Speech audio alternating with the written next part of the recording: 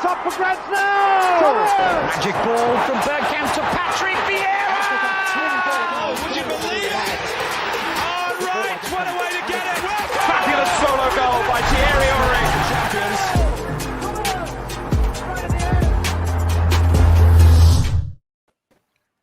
Good evening, loungers. Welcome to the Arsenal Lounge and welcome to Midweek Peak. So, listen, we're really interested to see what these guys are going to talk about today. I can see Rich is already raving it up with his disco lights. We'll talk about that later. In the meantime, though, let's say hello to everybody. So, firstly, we've got Albert J in the house. How are you doing? Not bad, man. It's good to be back as usual, man. I'm sure we're going to chew the fat over certain things. Man's playing it cool. Look how cool he's playing it. Yeah, man, whatever. And then we've got the man who's fast and quickly becoming known as Rant Rich or Rich the Rants. He's becoming very popular, man. Looking at the comments from last week's show, people like the old school approach of Rich. How you doing? He's from over and over again, by the way. How you doing, Rich? Yeah, not too bad. Yeah, it's been a good week because we haven't played, so there's nothing to be that upset about really overall. So it's quite good because it's I like these weeks at the minute because you can relax and chill, have a disco and stuff like that, and it's cool. I love the fact that you're still calling it disco, showing your age there. And is that not what they're called anymore? Is that not what they are? I'm surprised they didn't call it disco tech, but there you go. And obviously no introductions required to my guy, my fellow co-host, founder, lounger, extraordinaire, Shaheen. How you doing, man. bro? I'm good, man. I'm good. My neck is a bit of a... My head fell off the pillow, one of them ones. So my movements are very limited. Like Arsenal's defence. Exactly. And midfield. And forward. So for those of you at home who are concerned, Shaheen's movements are very limited at the moment. He slept incorrectly. He's gone to see a chiropractor and then he came straight over here from the chiropractors because he's that dedicated. So there you go. So we weren't sure what was going to happen today because obviously the England game was on live, but we just thought we'd press on ahead anyway. So for those of you who don't know about this show, basically what we're looking at is throughout the weeks. I know that we haven't really been playing this week, so it's a bit limited to what we're going to discuss, but in the coming weeks there'll be more to discuss. But the whole point is we look at the week from now till next week and obviously pick out the highs and the lows, and then we'll discuss perhaps the game that's coming up on the weekend. So what I'm going to do is I'm just going to decide who I'm going to start with first. Should we start with highs or lows first, guys? What do you reckon? Start with the lows. Should we go with the lows? Yeah. All right. So we're going to start with the lows, and the man who likes to talk about lows. It's either going to be Rich or Shaheen, isn't it? Really, one of them two boys. So let's start with the disco tech himself, Rich. What is your low, bro? Well, I mean, for once, actually, I suppose this week with no game, there's probably been a few less lows than maybe in recent weeks. But the one that's really stood out for me, and I'm sure we all probably agree, was the ridiculous interview that Edu gave to Sky and also to obviously to the Arsenal website sort of earlier last week. I mean, was ridiculous to me. You know, talk about Captain Obvious. So, you know, it's no good explaining what you've done after you've done it when we're not stupid. We know exactly what's happened. What we wanted to know, maybe if we'd known this in the first place, it'd have stopped all the nonsense going on social media that we were buying Messi and we were going to buy James Maddison and we were going to buy all these great top players. If they'd just come out and said in July, actually, no, the policy for the club is we're going to buy a load of young kids for the future, and this is the policy for now, then everyone would have known where we stood. It's no good telling us now in September when we know we can clearly see who we bought and what the process is with it all. I mean, it just seemed a complete waste of time, almost as though the club were trying.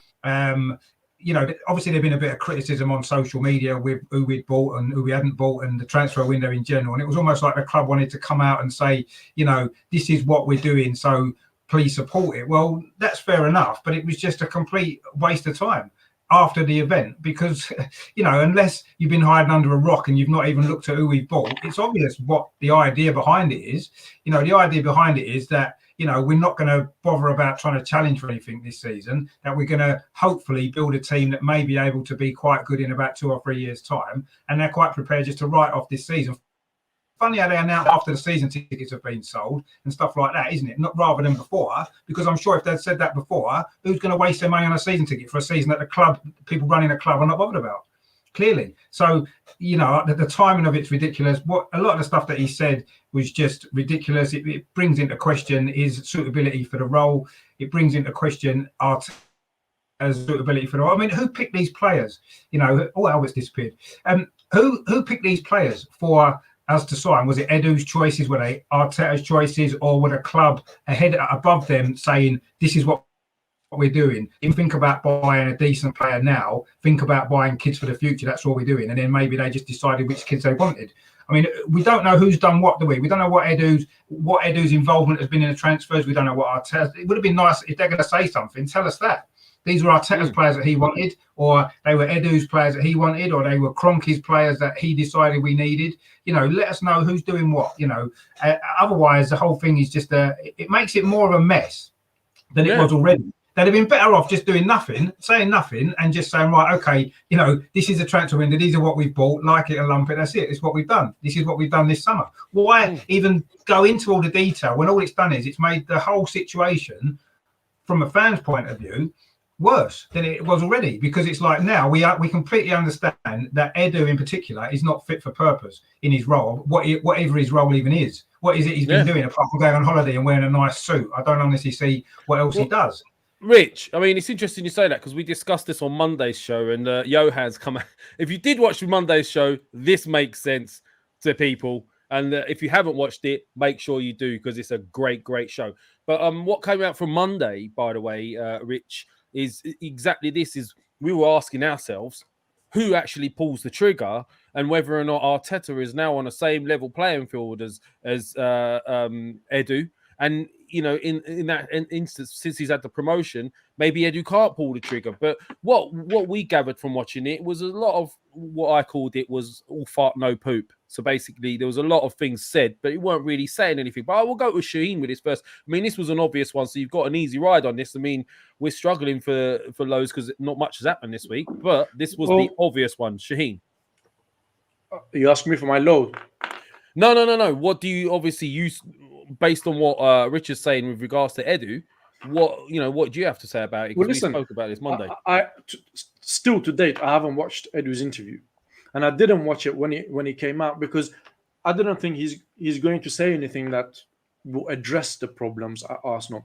And I was right. He's come out and he said pretty standard things. At the end, I think he's raised more questions than answers. He hasn't really addressed the problems. Yes, okay, he's done an interview, fair enough.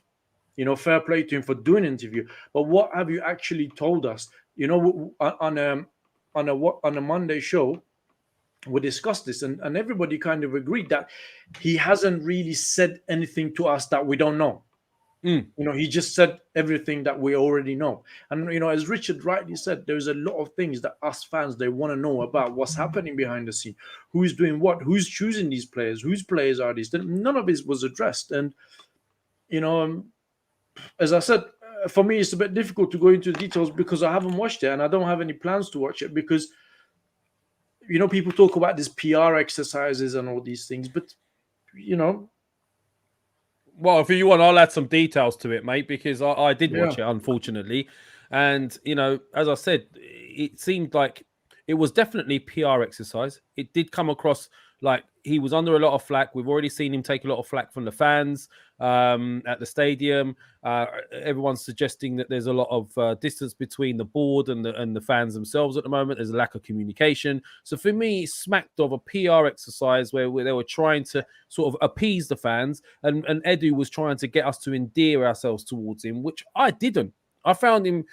The more he went on, the less I warmed to him, and you know, I liked him as a player, but as an individual, now that I start to hear him talk, it was almost arrogance in a sense of, hold on a minute, you can see what's going on here. You're asking us to wait some more. How much more do you want us to wait? It's always another reason to wait. We've been waiting since we left Highbury. Like that's all we're doing is waiting. I'll wait before, you know, we pay the debt from the ground, from the move. Wait until there's a level playing field for the. You know what it feels like? It feels like I'll wait till the transfer window is over. All right, well, transfer window is over. Okay, now let's wait till everyone is fit. All right, let's wait again. And now let's wait until we actually manage to put all of them. By the time it's January. Wait till our players come back. Wait till you see our new team. Yeah, but you see, that's the thing, isn't it? What Edu said was that one of the first things that he said was, well, we haven't seen this team play together yet, right? Which is fair enough. That's true. We haven't, because there's injuries, and some of them, obviously, the Japanese guy only joined just at the end of the transfer window anyway, and we've not played since. But then straight after that, he was saying, well, these are young players for the future, that Lukonga's basically backup for Partey and Xhaka. So they're not all going to be playing anyway, if that's the case. They're just backup players for covering for injuries. He said that Tavares was bought as cover for Kieran Tierney because we didn't have cover last year. So that's not improved the team. So why does it matter if he plays? Lukonga, he said, is cover for Xhaka and for Partey. So it doesn't matter, he's not going to play that much because he's just backup, and it seems like all of them are just backups. So it doesn't matter we're not seeing them all play together. If we see them all play together, that's basically, according to Edu, our B team, because that's what they are. That's what they've been bought as. They've not been bought as the A team. Yeah, you're right. And as I said before, my biggest concern with the transfer window is nobody was signed for here and now. No. They're all young players. They're going to come in. They're going to make mistakes, which is the process, which is fair. They will make mistakes, right? Yeah. But we haven't gone and bought one or two players that would come in and make a difference to the defense or midfield straight away. And then people around them will be looking, thinking, wow, I'm good. Like a Thomas Partey type, which we signed last transfer window. People will look at it and be like, wow, we're playing, next to Thomas Partey. He's playing with us. So, that would be good. We haven't done any of that. See, all this talk of backup, though, although it does get my back up, sorry for the pun, but I genuinely believe some of these players will end up being first teamers, right? I think Ramsdale will end up being a first teamer. I definitely think that Lukonga will end up, if he carries on the way he carries on, he'll oust Xhaka. He's got 3 games on Xhaka now because Xhaka got a straight red, didn't he? So, I mean, if he performs really well for the next 2 or 3 games, how can we then drop him? I also think we're going to see a lot more than Tavares than we think. I think Tavares is an excellent signing. And then Tomiyasu is not, let's be honest, he's a starter, right? So, but the thing that concerned me the most from that interview was the lack of expectations from him or targets from him in regards to where we should be finishing, what our expectations as fans should be, which is absolutely ridiculous. Like, we should be pushing for top 4 or top 6 this season. Where are our targets? How can you have a football club in the Premier League, a so-called one of the big 6, or theoretically they're one of the big 6 still, with no targets? It's a results-driven business. Like, it's ridiculous. So I agree with you on this low, Rich. I mean, obviously we have passed, gone over it quite a bit over the last few days, but I totally agree with you on this particular low. I have to side with you on this, and let us know in the chats what you think of what you saw with Edu. And the interview. I know some of the people were just saying, don't bother watching it. I don't know where Albert's gone. Albert, if you can come back, let us know, mate. He said he's just sorting out his connection. All right, so sort out your connection, pay the bill, bro. Give him a call. In the meantime, we will go over to Shaheen, who promises me he's got a massive low. No, I haven't got a massive low. I know it's a struggle, mate. Like, outside of the Edu one, it was. But listen, for me, if I have to be very listen, obviously Edu's interview is one that is the obvious one. But for me, the low is that the manager is still here. Ooh, you took it there straight away. No messing around, yeah? Yeah, well, you asked me for a low. That is the low. I did ask you for a low. I'm not going to lie. I asked you for a low. You've got to look at pre-season. I was actually thinking about this today, Lev, right? So since the players started to come back, and I'm going to ask all 3 of you this question, all right? Go on. Since the players have come back from summer holidays, right? So they've gone through whole pre-season, right? And then they're on a training pitch every day, right? They played 3 games. So they've been together for quite a while, right? Can you actually pinpoint something that you can say they've been working on that? They've been working on this tactic, or they've been working on this set piece, or they've been working on this pattern of play. I can say one thing. Can any of you do? Yeah. They've been working on playing from the back, but bad. They've been working on that for the past, 2 years, mate? Yeah, they're working on it, right? You can't deny they're working on it. It begs the question. You asked me a question, I gave you an answer. well, they've been doing that for a while. I'm talking about since the players came back, right, in the summer. So the whole preseason, a couple of games, it begs the question: what is it actually that they're doing? I'm not saying they're not doing anything in the training ground, but they're not obviously doing the right things because we don't look drilled. We don't look that we got drilled a few times. In the team. There is none of that. So for me, a low is that the manager is still here because it would have been a good opportunity if you haven't got rid of him or any of that. This international, maybe bring somebody like Conte in, give him some time with the players, no matches. Maybe you can change things around. Well, I mean, I'll put this over to Albert as he's now paid his Sky bill and he's returned. So he has. Yeah, or he's put the money in the meter. And what before I go to Albert, anyone who wants us to cover a particular question, the best one, I'll pick it out. Yeah, I'll pick it out and we'll ask it. I've already seen Lev will pick all the super chats. I've seen a few interesting ones here already. Allegedly, Bergkamp. So yeah, this one in particular. But we'll touch on that later. Anyway, Albert. So you've heard what Sheen's had to say. Have you seen anything to make you feel that we're working on things in the training ground and there's some sort of improvement? I guess that's what Sheen's sort of saying. I'll take it a step further. I mean, Arsenal fans talk about that Arteta hasn't lost the players, and I'm like, well, if the players are on his side, then that's the funny way of showing it. I think you can look at it in two different ways. I think the younger players, the Sakas, the ESRs, maybe the Erdegaards, are the ones that are gonna, how can I put it nicely, listen to what he's probably gonna say. But I think the experienced players are probably at the point now where we need somebody else in.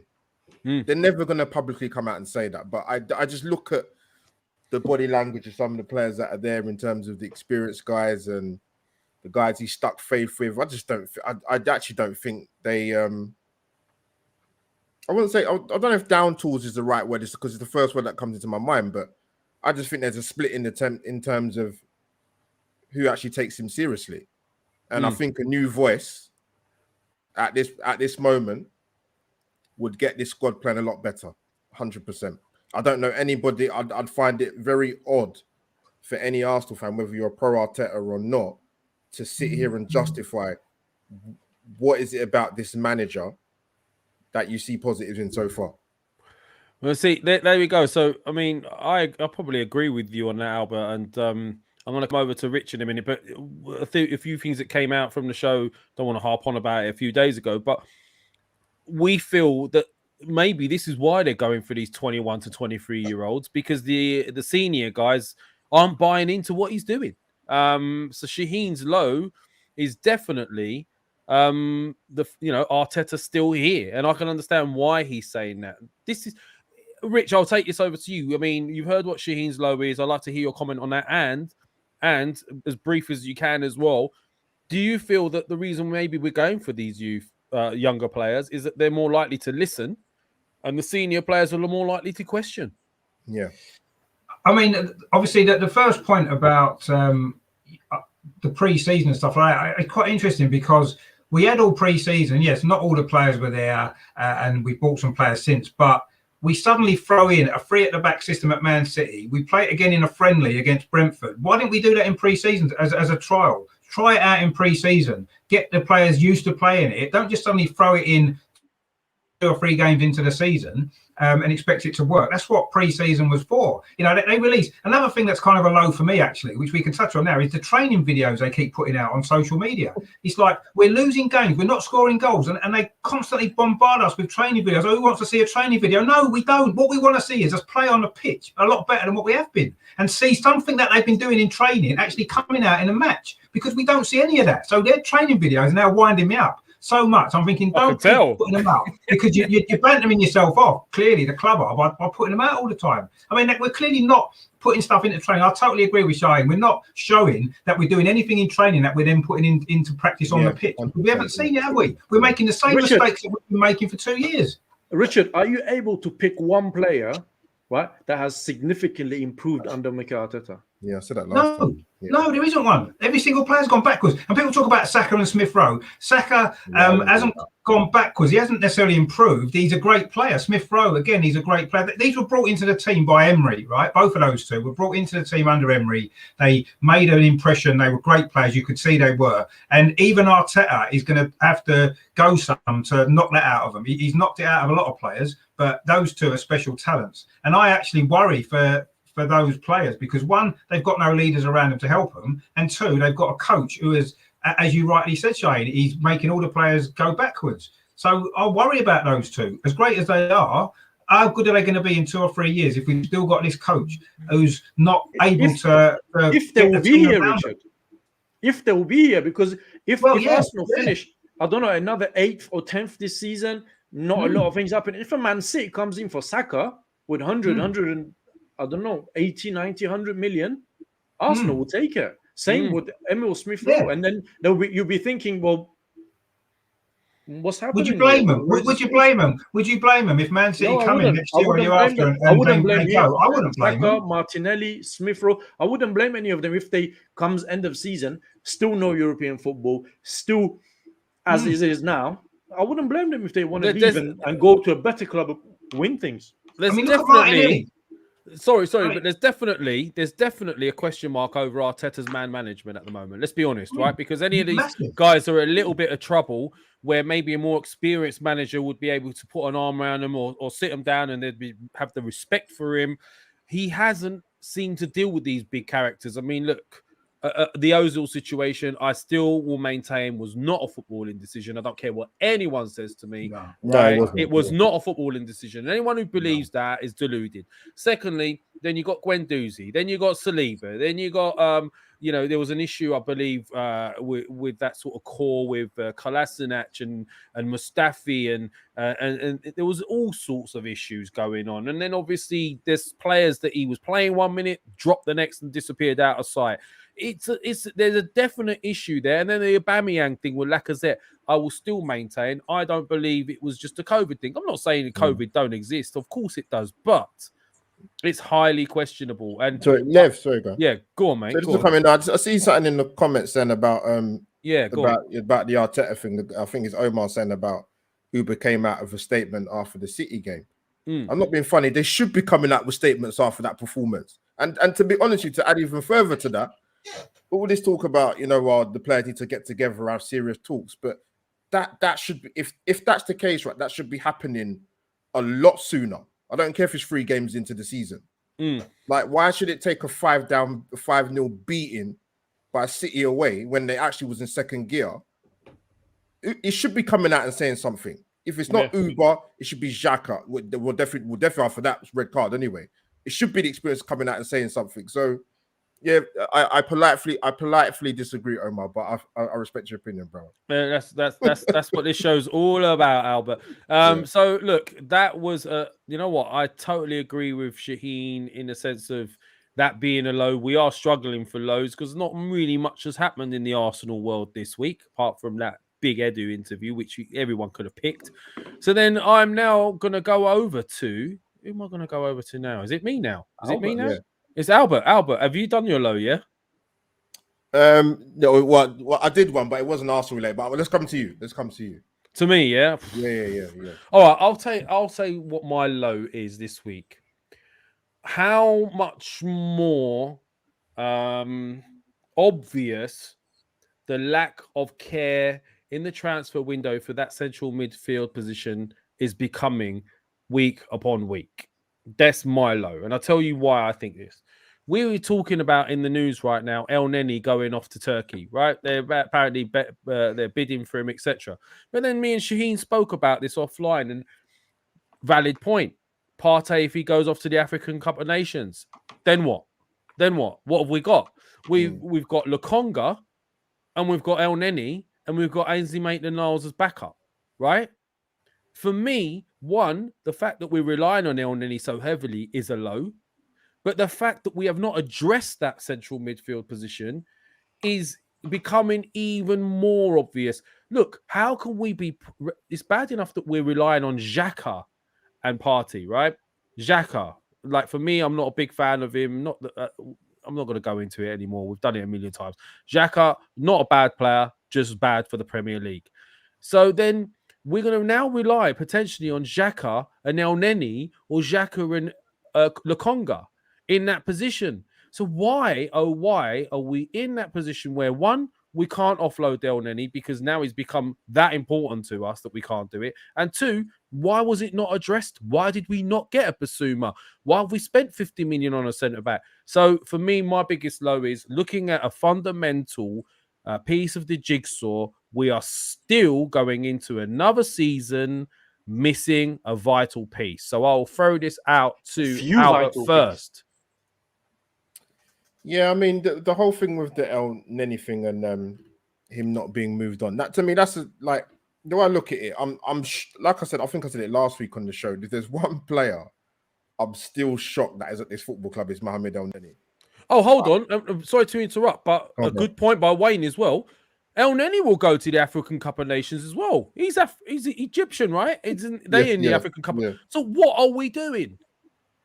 Sorry, I had a few drinks. I was at an early picnic today. That's all right. Yeah, Wayne, thank you for having my back. He's right. So now what? That's even worse, no? Yeah, like I was saying, that's one player I'm shocked is still here, if I'm being honest with you. But he is here and he's not going to be moved on. So we know that now. But I just don't understand what this club's doing, man. You know, Torreira's out on loan. Whatever you make of it, whatever you think of his performances at Arsenal, and listen, I don't think he wants to be here anyway. I think he wants to go back to Italy, but that's another subject. Guendouzi's been sort of exiled from the club. And the neglect to the midfield area, which has been the problem for years. Obviously, we can't get Thomas Partey fit, but he's back in training, thankfully. And like you said, the Basuma one, I really don't understand. One, some Arsenal fans' reservations for us being linked with Basuma. I really don't understand that. Because if you've seen the guy play for the last 2 years, why would you not want him in the Arsenal midfield? And I just... Like I said, with the midfield situation, I don't know how you guys feel about Ødegaard. I didn't have a problem with him coming in. My only issue was if he's going to bring him in, you have to bring Basuma in with him. And I know hindsight's a beautiful thing, and you look at how much you spent in terms of the transfer window, and you have to include the add-ons, of course, as well. I don't understand. For me, I mentioned it on my channel, the three players I would have personally liked to have seen at Arsenal in terms of strengthening the squad, or the team, shall I say, the first 11, was Basuma, Max Aarons, and I know he was injured at the time, but I would have loved someone like a Berry Eze at Arsenal. I think those three players would have been absolutely ideal for Arsenal. And we haven't got them. And you have to ask the questions, why? Are they not good enough? Have we got better players in those positions for them to come to Arsenal? That's the question I would love to ask somebody connected with the club. Why were these guys not identified? If they was, why are they not here? Well, listen, surely forward planning, which is something we don't seem to do, especially with pre-season, transfer windows, start of the season, we're always lacking behind. Why hasn't someone looked at it and gone, AFCON, right? This is, look, we're going to lose him and him potentially. We need somebody that's not going to go to AFCON. Now, we've mentioned Basuma a million times, but Basuma would have a similar situation with Mali, I believe. So then, why hasn't somebody looked at this and said, hey, and is this the reason we didn't let Ainsley Maitland-Niles go and have told him, you know what, you're going to be playing this season, and should we be relying on that? Rich, I'll go to you with this. And who is this Iranian dude chatting in the chat? Yeah, with all this, what's going on here? All I can understand is Dash. No, he's just. Where's the subtitles? Where's the subtitles with this thing? Anyway, Rich, you've heard what's been going on. Central midfield, big low point for me. What is happening? Yeah.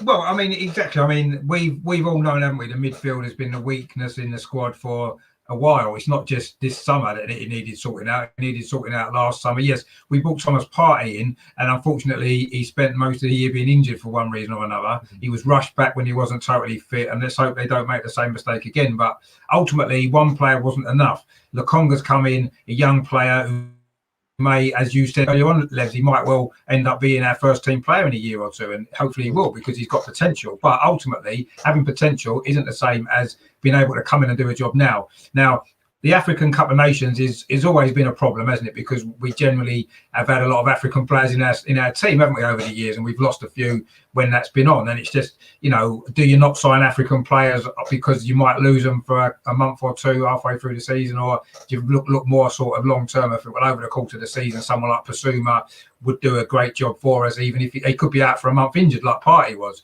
you know, regardless of the African Cup of Nations. So you don't not buy a player on that basis, do you? Now, it's been neglected in midfield. Now, why has it been neglected to the extent that it has? I mean, we said it on the show last week. We haven't improved our midfield or our attacking play from last season, because Odegaard played last season. You know, Lukonga's a young player, and he's been bought, as Edu has said this week, as a squad player anyway. Ainsley's an interesting one, actually, because he hasn't been given a chance in midfield before. Last season, Elneny played, and he sent Ainsley out on loan. In fact, Elneny played quite a lot last season, didn't he? For one reason or another, because Partey was injured. We didn't have anybody else. So Ainsley's never really been given a chance in midfield under Arteta. But suddenly now, he's now considered to be our fourth choice or third choice option in midfield. Suddenly, when last year he wouldn't even play him there. He won't even play him at right back. You know, he wouldn't play him ananywhere. And suddenly now he's an best right back, by the way, Rich, as well. Well, he certainly isn't any worse than the right backs that we've had. That's for certain. So it's baffling, really. And I mean, Arteta was a midfield player. That's what, and Edu as well, right? They were both midfield players. So if you think if any two people would know what it takes in midfield to have a decent midfield, surely it would be those two, if anybody else, because they played in that position. It's just, you know, it doesn't. Why would we neglect the most important area of the team? And not just now, this has been going on for a while, as we know, but why have we not sorted that problem out? Yes, Lukonga could be a good player, but we needed more. We got Partey last year, but we needed more. It's obvious that we need more there. I would rather, I agree with what you said, I'd rather have spent the money in midfield rather than on Ben White, as good as Ben White may well prove to be.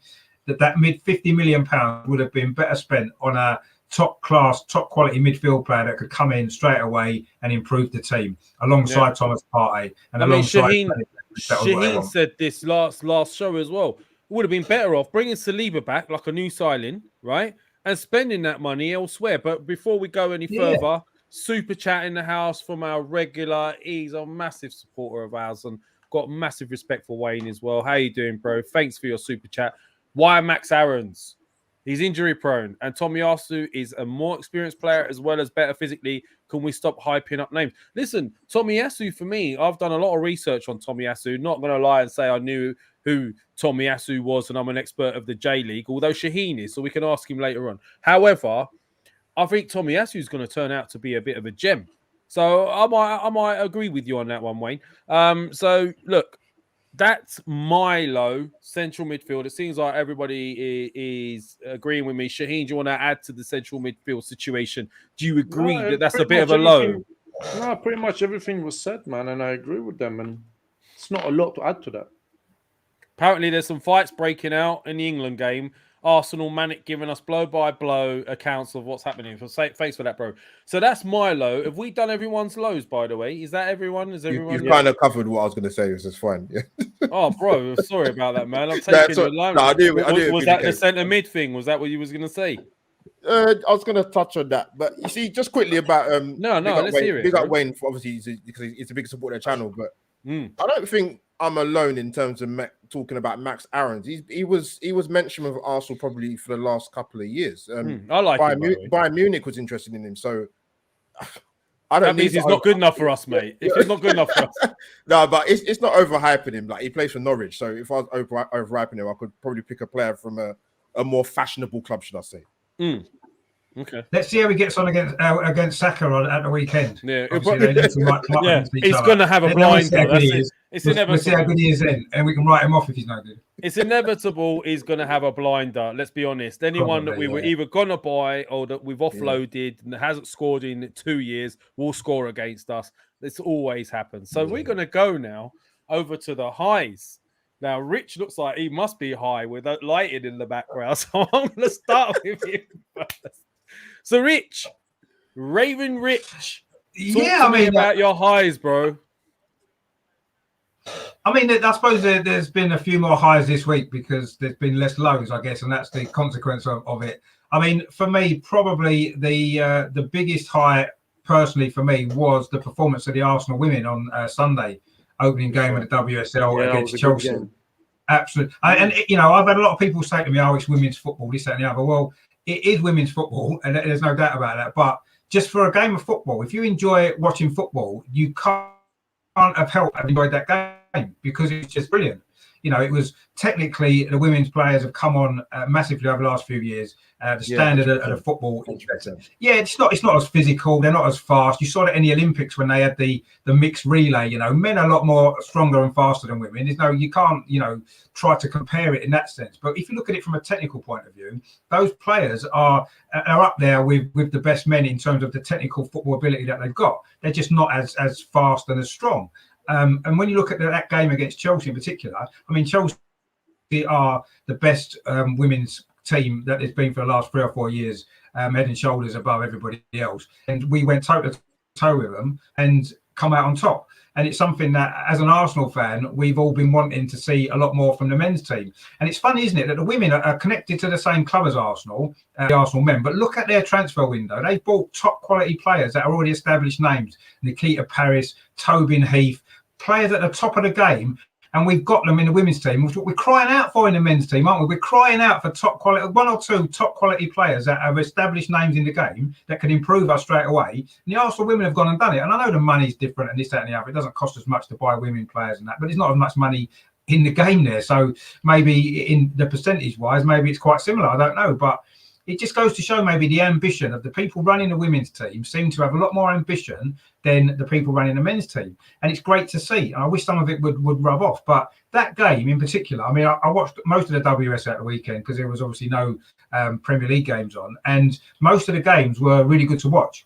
Exciting football. And the Arsenal game in particular was one. I mean, at the end of that game, I came away thinking that's the best game of football I've seen, including men's games, for a long time. I can't remember last time I actually saw a game that was that enjoyable for a very, very long time, and it's great that it was Arsenal women that were involved in it, and the fact Arsenal women won the game as well. And it's good that suddenly we've got a women's team again that can maybe compete for the league title. It's been a while since, I know we won it a couple of years ago before COVID and that, but that's our first title in a long time, and we used to dominate the game. And maybe this team we've got now, new coach and stuff, can go and have a good go at winning the title again, getting it back from Chelsea and showing that at least one team in Arsenal have got ambition to win stuff and become a top club. A Champions League qualifier tomorrow night as well, second leg in the Champions League. The only place to watch European football for Arsenal this season is the Arsenal women, and that sums it all up for me. Rich, you've hit the nail on the head there. I'm starting to buy into the WSL. I'm not going to lie and say I watch a lot of it, but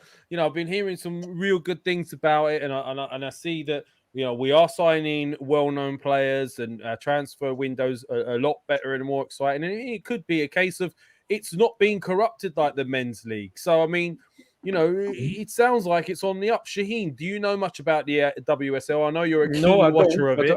I don't, but I watched the game. And you watched the game, yeah? I did watch the game. Oh. There was quite a couple of good goals, right? And what impressed me, right, with the Arsenal team was how well drilled they were. As soon as they lost the ball, they all got into their shape. Everybody knows where they needed to be. Everybody knows their position. They all needed to be where they are. And it was difficult for Chelsea to break it down, right? And that is what impressed me about them. Something that you don't see in the men's team, unfortunately. And Richard, I know he does watch a lot of these games, so... Who's the manager, Rich? I'm not going to lie and pretend I know about this stuff, but I know that there's a lot of positive things being said about the Arsenal women's team right now. I mean, who's managing it and who's doing their bloody transfer windows? Surely we should be having either of them, no? Well, I mean, I noticed. The coach is a new guy from Sweden. His name's Jonas Eidesveld, who's apparently had a lot of success in Swedish women's football before. He's only young. I think he's about 37, 38 or something. So he's a young guy. He's got experience of managing at the top level in women's football. And I totally agree with what Shaheen said. You can see what a difference it makes having a coach who can get the players to carry out the game plan perfectly. You can see exactly what the idea was. You know, obviously it's a little bit of a different system to we were playing under the previous manager over the last few years. You can see that it's a lot more of a high press, and the work without the ball is really important. And you could see how much they put into that game. You know, there were players getting cramp and stuff in the last 10 minutes because of how much they put into it, because they were so desperate to carry out the manager's tactics and plan, and they were so desperate to win that game against the best team in the WSL. So, you know, it was refreshing to see an Arsenal team. I mean, you know, it was almost a throwback to, you know, the Thierry Henry days, you know, when we had a team that we knew would go out and give everything against these big teams and get results. And that's what it was like. And it's been a long time since we've been able to feel like that about an Arsenal team, really. And the Arsenal women have always been a good side, and they've given us quite a lot of success in the last few years as well. But to see an Arsenal team approach a game like that against the top team was just fantastic to see. And let's just hope that it carries on throughout the season, because, you know, it is a lesson for the men's team. I know people say, oh, you can't compare the two in terms of the you know, let's say the physical aspects of the game, but coaching is coaching, isn't it? And tactics are tactics in football. Whatever level of football it is, you can either set your team up with tactics that work. So, I mean, what he did really well was actually he knew what Chelsea's strength was, which was basically through the middle of the pitch. So he packed the middle of the pitch, and when we were winning 3-2 in the last 5-10 minutes, he brought on 2 more defenders to fill the middle of the pitch to make it more difficult for Chelsea. And that's because he knows what he's doing. When's Arteta ever come up with a plan to show that he knows what he's doing to counteract the opposition's threat? Never. He's never done it.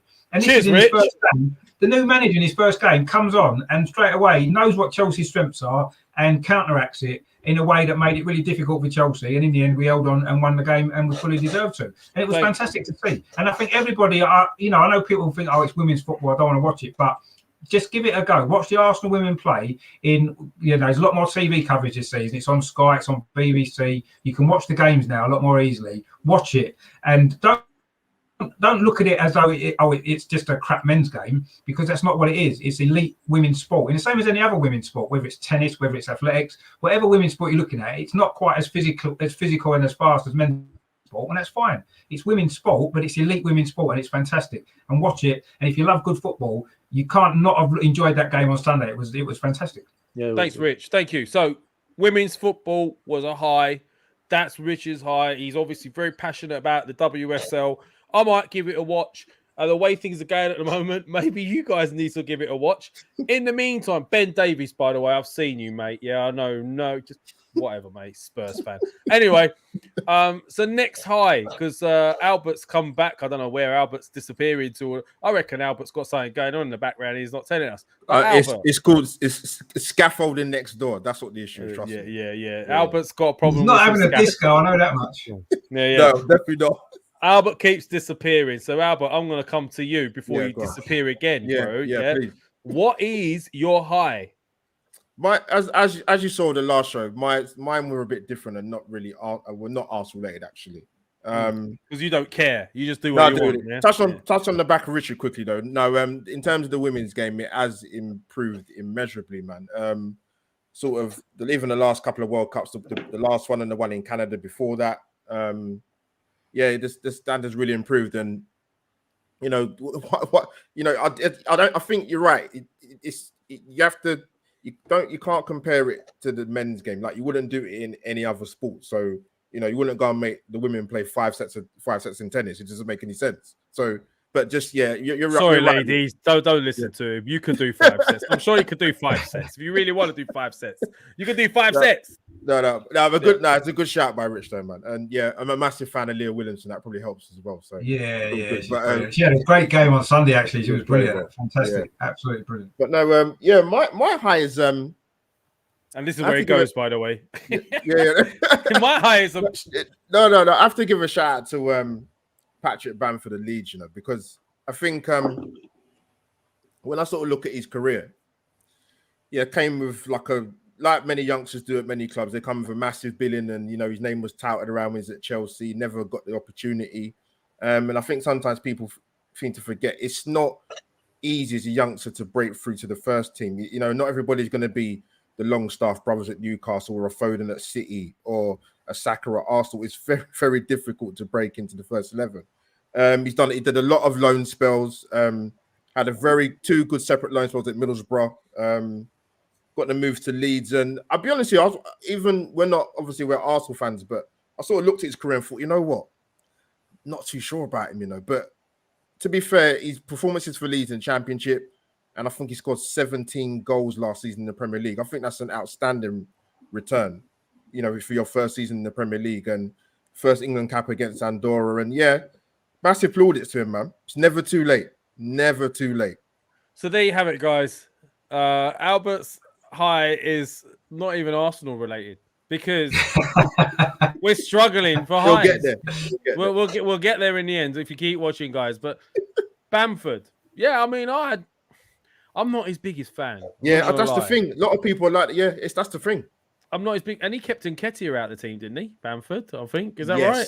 Yes, yeah. He was at Chelsea for a while, wasn't he? He came through there first at Chelsea, but he just never got that break into. I think he was just passing through. But everybody passes through Chelsea, don't they? No, well, they passed through us. Last time they played us, I'll tell you that. But at the end of the day, I kind of hear what you're saying. And listen, this show is all about highs and lows. And if your high is about Patrick Bamford, it's about Patrick Bamford, bro. That's fine by me. Perseverance. So the moral of the story for you kids watching at home, even Patrick Bamford is doing it. So if you knuckle down, you might pass through Chelsea, you might pass through some loan spells here and there, you might do some jobs you don't want to do, but perseverance will get you where you want to get to. Absolutely. So I think that's a really good message for our young viewers and even some of our older viewers. I mean, look, Rich is still raving. So Rich, you've heard what Albert's had to say. Patrick Bamford, make it brief. What do you think?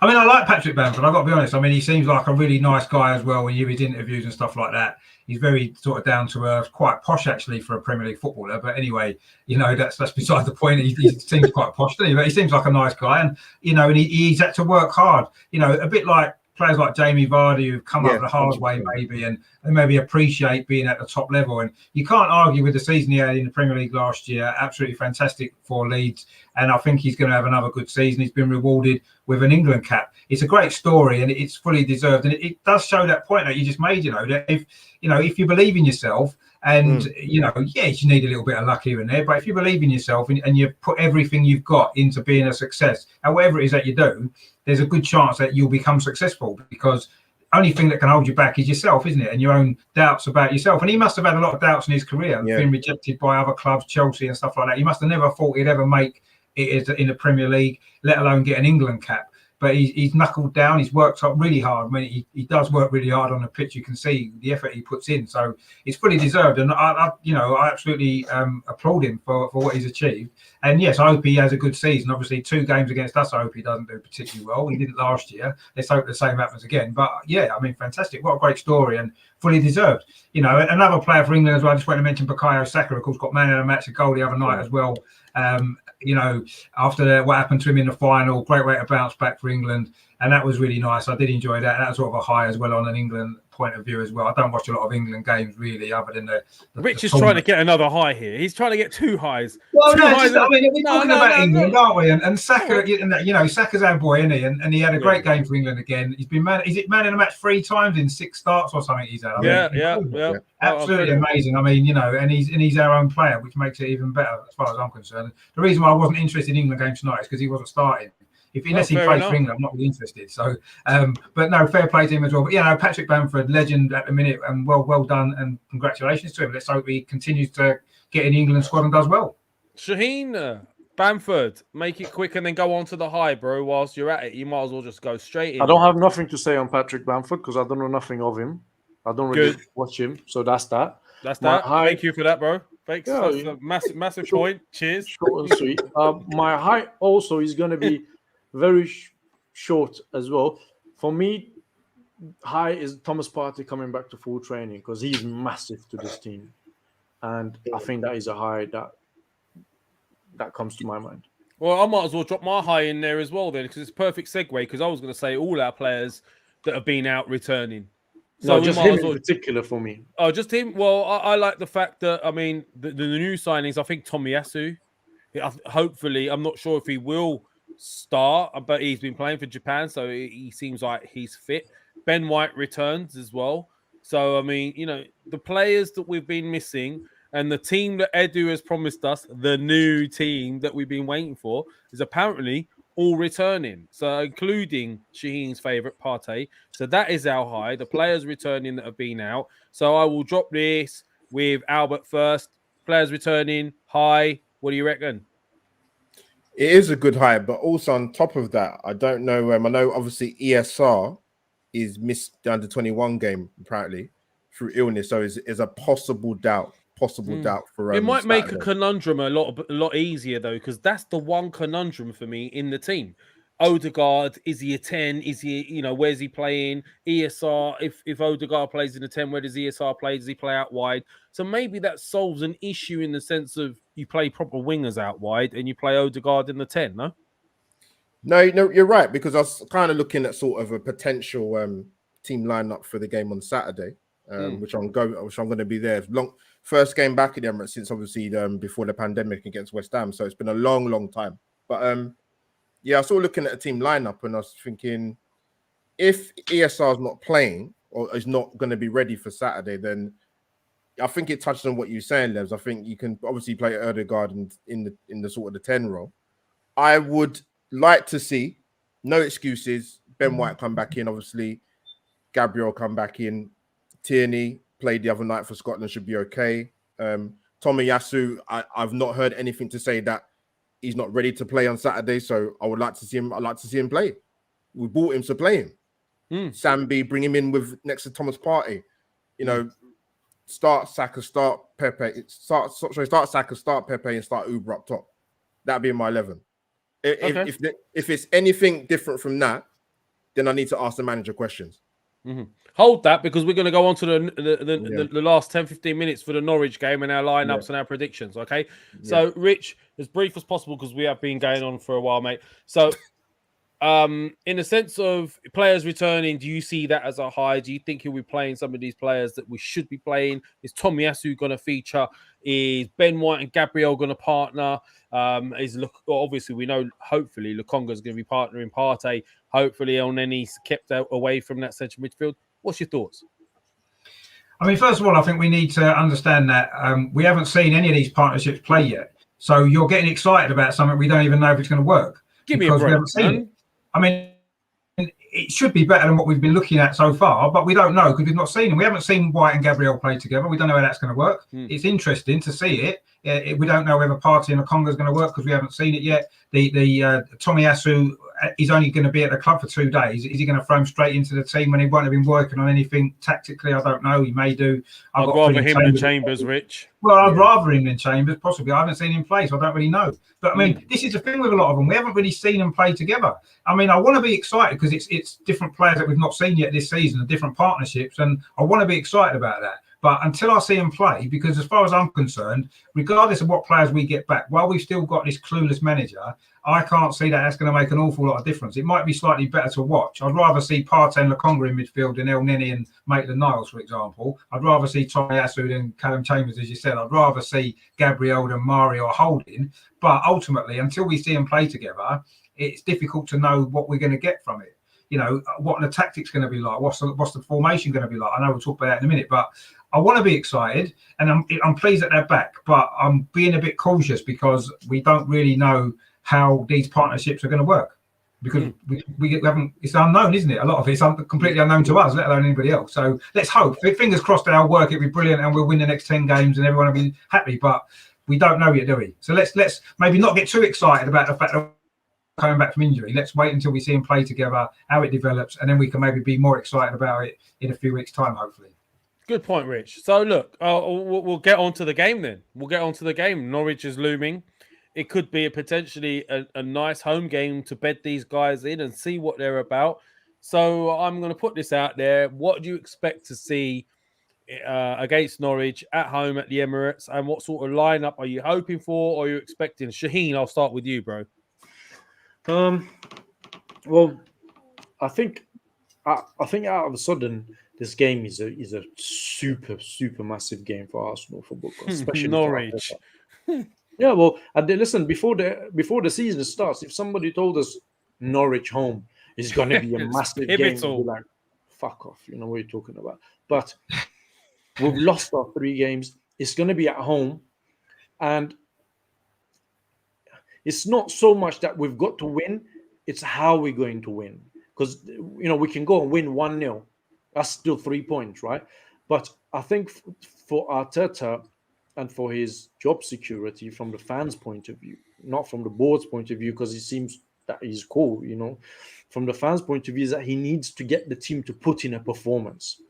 So it's not just that he needs to win, he needs to win well. And then, you go to the next 2 games, which is Burnley at Tottenham, which obviously we'll discuss that another time. And for me, he needs to get 9 points out of those 3 games, especially Tottenham. Do you think he's going to get 9, bro? Do you think he's going to get 9 points out of the next 3 games? No, but he has to. He has to. For me, yeah. Well, listen, he has to, but he's not going to. Yeah. Well, listen. For me, if I was to advise him on what team to play, right? We don't need to play defensive against Norwich at home. So he needs to go out with a proper attacking midfield. Sorry, with a attacking lineup. And mine is a bit different to Albert because I put this out on Twitter a couple of weeks ago as well. I would go with a different formation. I'll play 3 at the back, 2 wingers, 2 midfielders, 1 number 10, and 2 up front. Right. So say wingers, you mean wing backs, right? Yeah, wing backs, right? Yeah. So I will play Leno in goal, and then I will play Gabriel, White, and this new signing Tomiyasu. Yeah. So I'll play these 3 at the back. Well, that's what they reckon. What was it? The guy from Le Grove, Adam, said that we bought Tomiyasu potentially to play him in a 3. So you could be right. Go on, sorry, bro. Yeah, well, so that will be the back 3 I'll play. I'll play Tierney at left wing back. I'll play Saka right wing back. Right. I'll play Thomas Partey and Odegaard as number 8. Emil Smith Rowe, and I'll play Oba and Lacazette up front. Right. I'm happy if Lacazette is dropped and Pepe plays there. So you're saying basically go Partey as a pivot in his first game back, go Odegaard in an 8 and go ESR, but ESR can't play apparently. Listen, we don't need to play a defensive lineup. This is a very attacking lineup, and we need to go and attack Norwich. We've got firepower. We've got Emil Smith Rowe. We've got Saka. We've got Odegaard. We've got Aubameyang, Lacazette. So we need to use them. We need to utilize them. Thomas Partey can give a bit of protection to a back 3, right? So then you got 3 at the back, and then Thomas Partey. That's kind of like 4 that can stay and kind of make sure everything is ticking, and then you've got everybody that can bomb on, right? So obviously he's not going to do that. We all know, but that's what. So after all that, he's not going to do it. Okay, no, that's what I would do. You ask me what I would say, and that's the formation I would play because I don't see why we can't find the formation. We'll play Aubameyang and Lacazette together. You'd go Odegaard in an 8 then, basically, is what you're saying, right? Yes, because for this game, because it's at home, it's against Norwich. And I think we need to go out there with a strong attacking lineup, and we need to put it on them from the minute get go. So from the minute you blow the whistle, you've got people attacking Norwich, so they're gonna be starting to defend, and we need to press them, put them under pressure, and just within the first 10-15 minutes maybe get a goal, and that will kind of set the team and just carry on the same momentum. That's what. Just be brave. Be brave is what you're saying, basically. Yeah, go out there. What you got? You can't listen. If you go out there and you start playing safe against Norwich at home, right? After 15 minutes, Emirates is not going to be a nice place. I tell you that, because everyone's going to expect Arsenal to go out there, attack, and win. Right, and then everyone's going to be like moaning and this and that, and then the players will start feeding it. But whereas, if you're the manager, you got a team meeting before the game in a hotel. You're telling everybody, listen, go out there, attack them, put them under pressure from the first whistle. Make sure you're on them. This is attacking formation. You got Thomas Partey and 3 at the back that will kind of keep things clean. Go out there and do your thing, guys, right? Then the players will be feeling happy. They're gonna go out there. They know what they need to do. If you're telling them something opposite, we need to play it safe, maybe this and that. It's not gonna work, man. It's Norwich at home, for God's sake. All right, so give me a prediction, bro. I think you've done one already on Monday. Make sure it's the same. If he plays the formation that I just said, I'll say 3-0 Arsenal. 3-0. You did say 3-0 the last one as well. So If you're he covered plays on the that one. formation that I just said, because it's quite attacking, it's going to be difficult for Norwich to deal with Emil Smith-Rowe, Saka, Tierney, Odegaard, Aubameyang, and Lacazette. Okay, all right. So let us know in the chat what you think your team should be. So Albert, I'll come to you. Norwich lineup prediction. Hit me. I kind of gone with what I kind of mentioned before, a bit different from Shaheen's team, but yeah, listen, I wouldn't have an issue with them playing a 4-2-3-1 at home to Norwich, to be honest with you.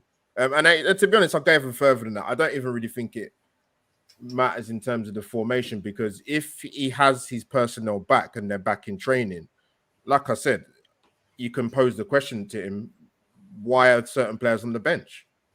Why is this guy not in the team? The players are there and available. Like I said, the only doubt he's going to have, touch wood, there's no injuries in between now and whenever comes Saturday, in terms of Arsenal players, but training or away at international duty, with the exception of ESR, everybody should be available. No one in this team needs to be bedded in. Yeah. Would you go with Tomiyasu in the back three, or would you go for a flat back four? Because they've mentioned this guy in terms of you can play as a right back and centre back, then you can try and play the three. Okay. For me personally, people might go, "Oh yeah, but you're home to Norwich." But if you play the formation right, and you play the attacking with a wing back, yeah. You can go attacking, no? Yeah. Then it should work.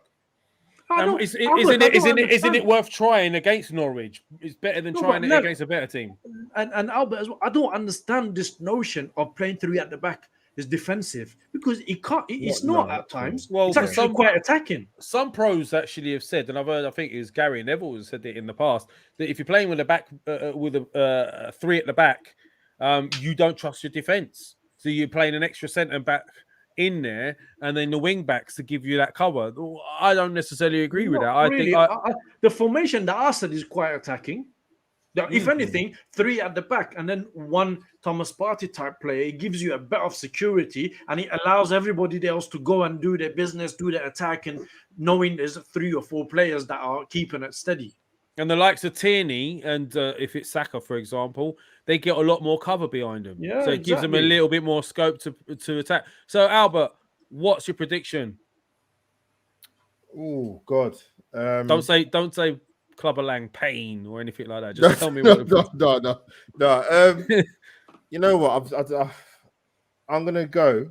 It's going to sound crazy because I was going to score a goal this season. It's 19th against 20th. Can you imagine? It's a relegation battle. Yeah, I'm going to go stick my neck on it. I'm going 3-1 Arsenal. 3-1 Arsenal. So we got 3-0, 3-1. Yeah. Rich, I'm going to come to you. I'm expecting big things. What do you think your lineup's going to be? And hit me with a prediction. I mean, I think the fact that we played 3 at the back in the Man City game and that friendly against Brentford in between kind of suggests that maybe that's what Arteta's thinking now, is to play a 3 at the back. He played a 4 at the back for all that amount of time. The 3 at the back actually was quite successful when we won the FA Cup. So maybe I've got a feeling that he's going to be transitioning into a more of a 3 at the back anyway. The one in midfield that Shaheen mentioned didn't work against Man City. We got overrun. And yes, Norwich aren't Man City. We need to remember that. But I still think we need 2 in there. I think we want to see Lokonga and Partey anyway, don't we, together to see how they match. So I would definitely want to see those 2 play, and I'm sure they will.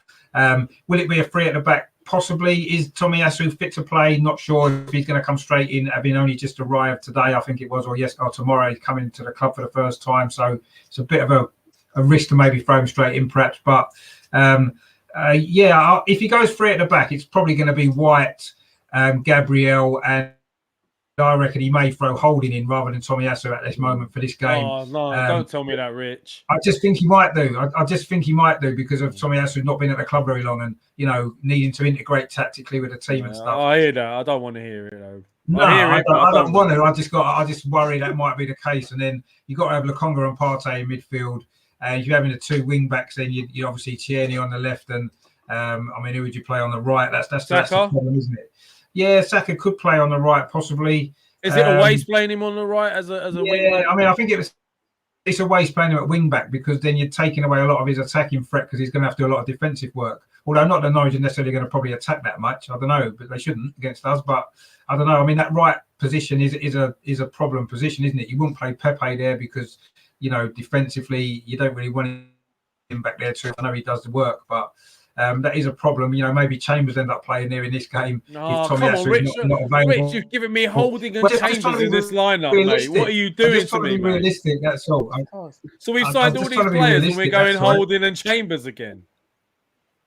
Well, see they're Rob part of the Holding. squad at the end of the day, and these other guys are only brought in as backups, weren't they? As Edu said, so we can't What, expect them to backups for Chambers and Holding? Well, who knows? Who knows who they're back up for? Mate. And then obviously you've got, I think Odegaard will be in the number 10 because I think Smith Rowe may not be fit anyway. And then, you know, if you're looking at up front, you're going to have Saka in there, and obviously Aubameyang will probably play, won't he? And then if you go with that team, you definitely should be too strong for Norwich. But I think the first 10, 15 minutes are going to be really nervy. Arteta isn't going to tell us to go out and attack from the start because he'll be too worried about getting caught out on the counter-attack. And I think he'll play it quite cagey for the first 10 or 15 minutes, get us established in the game, let us have 10 minutes of passing backwards and sideways just to get us a feel of the ball. And then once we've settled into the game, then we may start to create one or two chances and end up hopefully being able to score our first goal, which would be nice. But we should win, shouldn't we? Let's be honest. I mean, if we play Norwich at home, I can't remember any time in my life when we played Norwich at home that I haven't gone into the game thinking we're going to win this game 4 or 5-0 because it's Norwich at home. Welcome to it now, Rich. But now we're worried. We're worried, mate. Well, I wouldn't say we're worried so much, but I'm not going into the game with as much confidence as playing Norwich at home as in previous times that we played them, to be honest. I think we'll win because I think we've got better players. We've got a worse manager probably, which isn't ideal, but I think we will just about sneak it maybe. I mean, 3-1 seems like a decent score, actually. I think they'll probably will score because we've got a new look defence that hasn't played together. So I think they'll have a chance and probably score. Pookie probably because he tends to get goals. And then I think we'll have enough going forward to get enough to win. So I'll go 3-1 as well. But I think it's going to be quite a cagey game. I think it's going to be quite tense at the beginning, certainly. And if we concede the first goal, I hate to think what's going to happen. The crowd will turn, and God knows what will happen. We just have to pray that we get the first goal because that's going to be massive in this game. Oh, Rich, I'm going to stop you here, Rich. I'm going to stop you here. You're killing me, man. You're killing me. You've given me Chambers. You've given me Holding.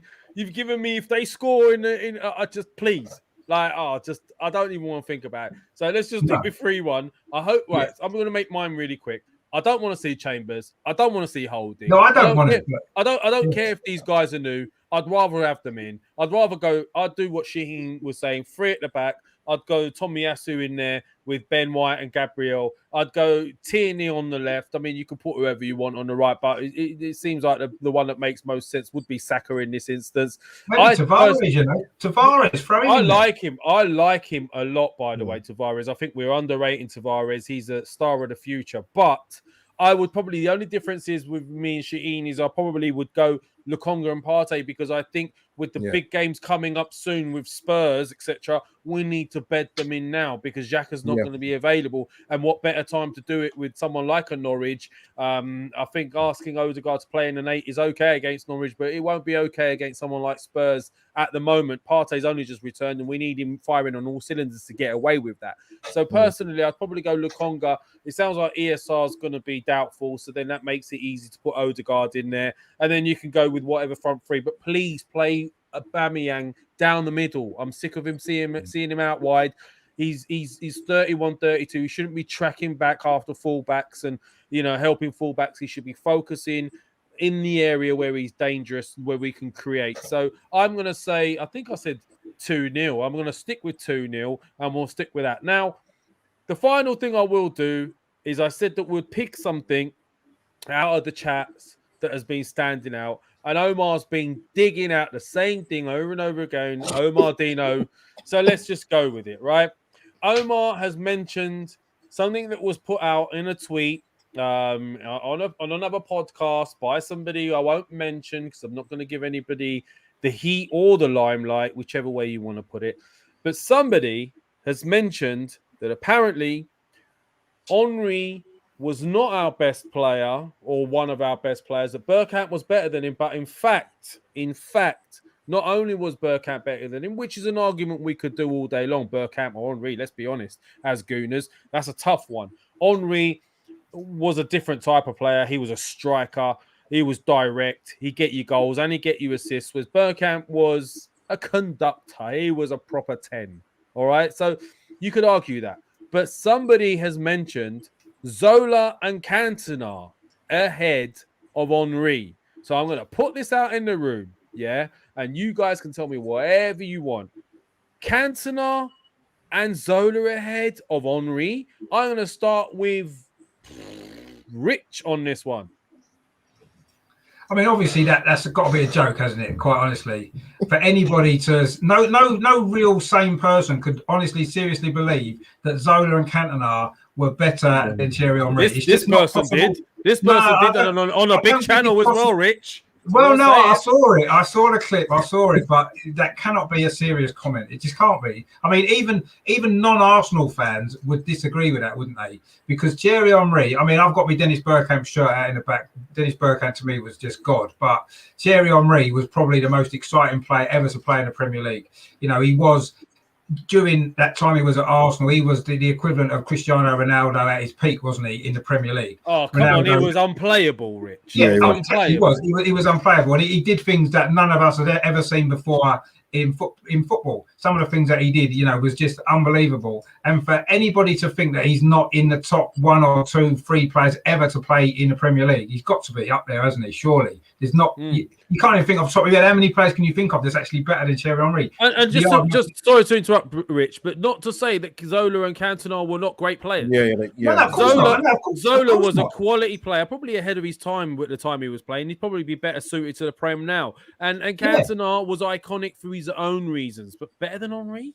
Well, no, but exactly. I mean, I don't think, you know, no one's saying that these players aren't great players. We've been fortunate to see many great players in the Premier League over the years, haven't we? You know, some of the best players ever to play football have played in the Premier League at some stage, and we've been very privileged to do that. But Thierry Henry is definitely ahead of virtually everybody else. It's difficult to get an argument for anybody who's been better than Thierry Henry in the Premier League era. Very difficult. You know, you could maybe write down a couple of names, but certainly, you know, Cantona and Zola, nobody really believes that deep down in their brain. They can't do it. It's impossible to believe that because. Well, don't shoot the message very quickly. I know you didn't say it. I know you didn't say it. Well, I know I didn't say it. Very quickly, Wayne Sage, again, bro, thank you for your super chat. Henry was the greatest finisher the PL would ever seen. Bergkamp, most definitely a better footballer. Just ignore the Zola and Cantona.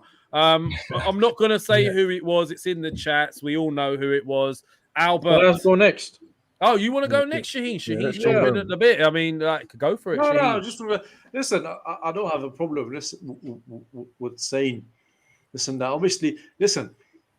It's a difficult one, right? And I'll tell you why it's a difficult one because, difficult. Obviously, it was obviously Lee Gunner who said it, right? And I didn't mention. It's no problem saying. We're not saying. Listen, I've never met Lee. I've never spoken to him. Nothing against him. Nothing. Against him. I admit I watched some of these videos. He does have good points sometimes, and in one of his videos, I think I even saw him, or is in a different podcast. He said he knows that the way he comes across, it's not everybody's cup of tea, and I think that's the problem with sometimes the things that Lee says. It's just the way he delivers it. Everyone's like, oh, you know. And he knows that. But sometimes he does have points in certain things. This is not one of those times. Oh, for God for that. Oh, I was wondering where you was going with it. Yeah, getting worried for a minute there. I was just about to cancel you you did Divan on Monday. Go on, sorry. No, and you know, and obviously he's got a great channel, and it's not easy to build a channel. And good luck to him with what he does. As I said, I've never met him, I've never spoken to him, but he's got his opinion. He's entitled to it. I respectfully disagree with him. And I think I can't think of Cantona and Zola. Definitely, they're not in Thierry Henry's league. And fantastic players. Can I just say, this was said on a Man United fans channel, by the way, which makes it even worse for me. Whatever it was. But it's Cantona and Zola, great players, but never in a million years in Thierry Henry's level. Dennis Bergkamp and Thierry Henry, I think Thierry had more about his overall play than Dennis Bergkamp. Dennis Bergkamp's touch and his vision was better than Thierry Henry. But Henry had pace, he had good power and he had good technique. It's very difficult to judge. For me, I would just say maybe Henry edges it. Perfect pairing up front, those two though. Yeah, perfect pairing. But I think maybe Henry just edges it. But man is entitled to his view, and good luck to him. If we don't disagree with him and his view, it doesn't make him an idiot, as people say in a comment. So good luck to him, but I disagree with him. But as I said, some of these videos is actually all right. He does have a point in what he says. Richard has got that smile on him that he's very politically put there, Shaheen. Very political. Can I just say, does it seem possible that we actually had Thierry Henry and Dennis Bergkamp playing together in our team? Can anyone actually think that was actually possible? Did that really actually happen? Because it doesn't. It seems like so long ago. I can't even imagine what that must be like now. Two players like that at the same time. It was Richard. It was really from what I recall, it was really exciting watching them, because you knew anything at any moment can happen. Yeah, and exactly. when these two are playing, you're gonna score. Yeah, which is something we lack nowadays. Yeah, exactly. That's what I mean. Someone else has made a great point as well. What did Cantona do for France? Zero. What did Henry do for France? They won World Cups together, right? So, that's another very important factor. But Albert, I'll come to you with this. We're going to come to a close. We've been going for just over an hour and 15 minutes. You've heard what was said. Lee Gunner has said it. He said that Zola and Cantona were better than Henry. Hit me.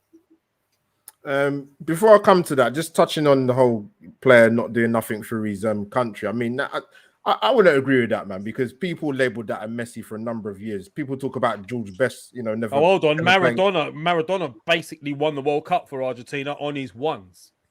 No, I know, but I think the argument in terms of a player not doing it for his national team isn't that fair on some players. There's been some exceptional footballers that might not have represented their country at national level because they never made it to a World Cup, for example. George Best, for example, I wasn't around when George Best played, but yeah, I agree with you, and you can say that about Ryan Giggs as well. But at the same time, Messi has had a decent Argentina team if you compare it to likes of Maradona what the teams he had. So I kind of get what you're saying. Teams, yeah. Argentina aren't Northern Ireland or Wales, are they? They're Argentina. They've won World Cups. Do you know what I mean? He's got no excuse that he hasn't won much with Argentina. It's not like he plays. It's not like George Best was Northern Ireland. There's no way Northern Ireland are ever going to do anything. Wales are never going to win anything. So that's an excuse for those players, but it's not for Messi with Argentina.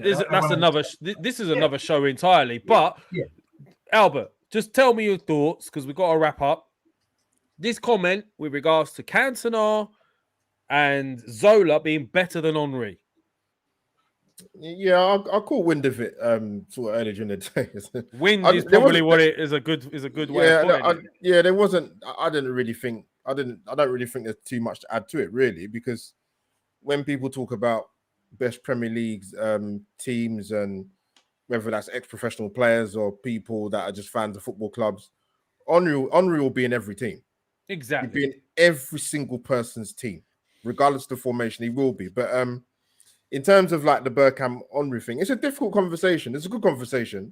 Totally different conversation. Yeah, because that's one we could all argue. But this Cantona and Zola. I don't. As much as I've rated Cantona and the likes of Gianfranco, not better than Henry, man. That's what I have to say about that. All right. Well, I'm gonna put my piece into this.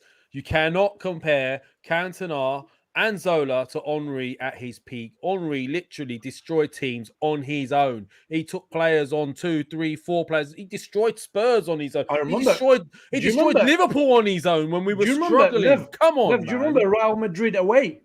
Yeah, Real Madrid away at the Bernabeu. Do not tell me. You know what? Like I don't have any personal issues with Lee Gunner. Now the name's out there. Lee Gunner has put this out there. I personally think it's a bit of a publicity stunt.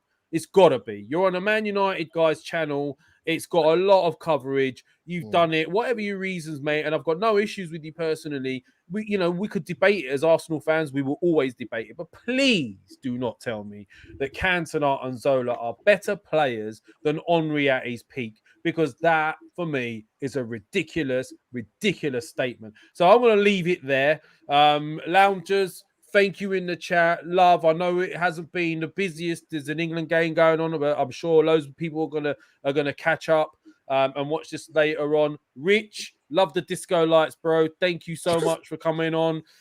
We might have to talk to you about doing some WSL stuff as well, because we've been, I think there's some room for that to do this on this channel. But thank you for coming on, mate. Absolute pleasure as always. I love the show. I love you guys, Albert as well, of course. You're all legends of the podcasting scene of Arsenal. So it's a pleasure to be asked on, and I'm enjoying doing these shows with you guys. Yeah, and if you want to do anything at WSL, I'm definitely up for that, because as you know, I love the WSL, and I cover it on my channel as well. So it'd be great to discuss that. I've got a show actually on Friday again talking about the Arsenal women's team. I'm doing it every week now as well. So mate, I know. Yeah, really good stuff. So, but it's always a pleasure coming on with you guys and chatting about Arsenal, getting things off my chest and everything like that. It's great stuff. So, always enjoy it. Brilliant. And if there is a female presenter out there who is knowledgeable with WSL and wants to join Rich, let us know. Hit us in the DMs. Absolutely. Albert, bro, thank you again for joining us. Make sure you follow Rich on over and over again on Arsenal and at Gooner Rich BTV, Albertjtv. Follow him. Great content, bro. Anything you want to add before we go?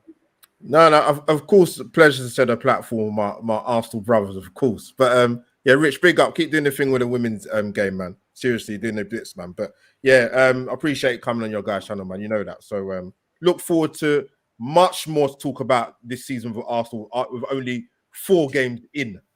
Well, next week should be more interesting because we'll have this Norwich game out of the way and there'll be a lot more to talk about. It could be positive. It's going to be a roller coaster ride, guys. So stick with us. Shaheen, anything you want to add, bro, before you sell some more Bitcoins? No, it's always nice doing this show with these guys. I enjoy having conversation with Richard and Albert. It's a shame because of the England game that maybe not a lot of people were about to watch us, or maybe they'll watch us afterwards. So if you're watching this after, we done put on the comments, your choices of Bergkamp and Henry. No, not just Bergkamp, Henry, Zola and Cantona. I don't think those two are in 11. Well, the Bergkamp Henry one is one we could argue all day long. Yeah, but you can. The one that stood out for me was even Cantona and Zola were better players than Henry. So hit us in the comments with regards to that. Sorry, Shaheen. It's really wound me up. Just enjoy this weather. This weather. It was actually good weather today. It was good weather. Enjoy this show. And don't forget, everybody, join us after the Norwich game, where you can come on the channel and obviously have your say. Oh, yes. Your reaction. That's going to be interesting. After match reactions, straight after the Norwich game, me and Shaheen will be on here. If you want to hit us up with your thoughts, it could be anything right now. We just don't know what we're expecting.